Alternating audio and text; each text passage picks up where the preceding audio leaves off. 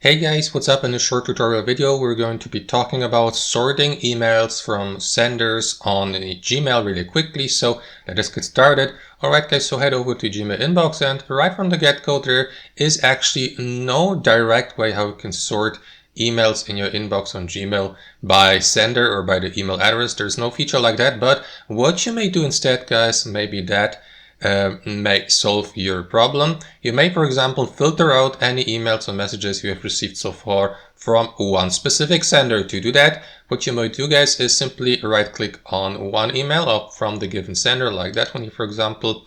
And from that drop-down menu, simply select that option here, find emails from the given sender or user, and that is going to filter out any emails you have so far received from the given address or sender here. So that's almost like sorting. I'd say it's more like filtering out, but it's almost like sorting emails by email addresses here on Gmail, guys. So I hope this video was helpful. Anyway, thanks for watching and have a wonderful day.